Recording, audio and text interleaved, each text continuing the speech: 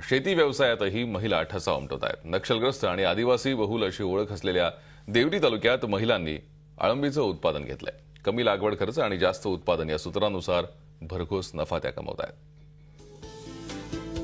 या आहेत रेखा तवाडे, प्रेरणा महिला गटातील एक सदस्य। या गटाच्या माध्यमातून अळंबी पिकवतात।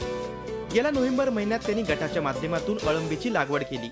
सुरुवातीला धानाचं तणीस व्यवस्थित आकारात कापून घेतल्यावर बुरशी लागू नये म्हणून तणसाचं निर्जंतुकीकरण केलं। याकरिता कार्बन डेन्झाईन सारखं बुरशीनाशक तर फार्मलिन सारखं कीटकनाशक 100 लिटर पाण्यात टाकून तणीस त्यात भिजवलं जातं। 12 तास तणीस पाण्यात भिजवल्यानंतर 45 बाय 60 सेंटीमीटरच्या प्लास्टिकमध्ये ते भरलं जातं। एका बेडमध्ये साधारण 3 ते 4 स्तर रचले जातात। प्रत्येक स्तरानंतर त्यामध्ये अळंबीचं बीज टाकण्यात येतं। तणीस आणि अळंबीचं बीज टाकल्यानंतर प्लास्टिकचं तोंड घट्ट बांधून बंद केलं जातं। त्यात हवा जाण्यासाठी प्लास्टिकवर जवळपास 9 ते 10 छिद्र करण्यात येतात। त्यानंतर ते थंड हवेच्या खोलीत ठेवण्यात येतं। हिवाळ्यात दिवसातून 2दा तर उन्हाळ्यात 3 वेळा पाणी दिले जातं। खर्च जवळपास 10,000, तर त्याच्यामधून 80-85 हजार आपण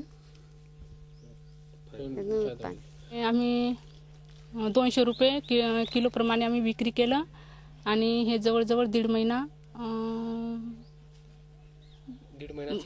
चालते। एक बेड 1.5 ते 2 महिन्यापर्यंत चालते। 3 पिकं निघतात त्याच्यामध्ये। बेड तयार केल्यानंतर साधारणतः 15 ते 20 दिवसानंतर अळंबीच्या बुरशीला सुरुवात होते। त्यावेळी या बेडवरील प्लास्टिकला चिरे देऊन फाडण्यात येतं। पाण्याची फवारणी त्यावर करण्यात येते। त्यानंतर 2 ते 3 दिवसात अंकुर येण्यास सुरुवात होते। अळंबी संपूर्ण परिपक्व झाल्यानंतर त्याची तोडणी केली जाते। अळंबी हे 9 महिन्यांचं पीक आहे। एका बेडपासून 3 वेळा उत्पादन घेता येतं। एकदा तोडणी केल्यानंतर 8 दिवसाच्या अंतरानं दुसरी काढणी केली जाते। 1 किलो अळंबीच्या बीजापासून अंदाजे 18 ते 20 बेड तयार 50 ग्रॅम अळंबीचं उत्पादन मिळतं। बाजारात 200 रुपये किलो प्रमाणे अळंबीची विक्री होते। या महिलांना कृषी विभागातर्फे प्रशिक्षण देण्यात आलं।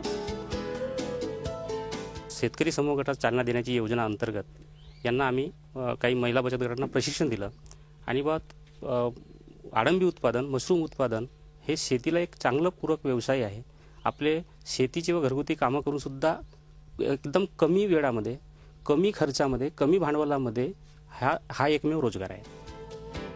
गावातील महिलांच्या हाताला काम मिळून कमी पैशात जास्त नफा मिळत आहे, हे विशेष।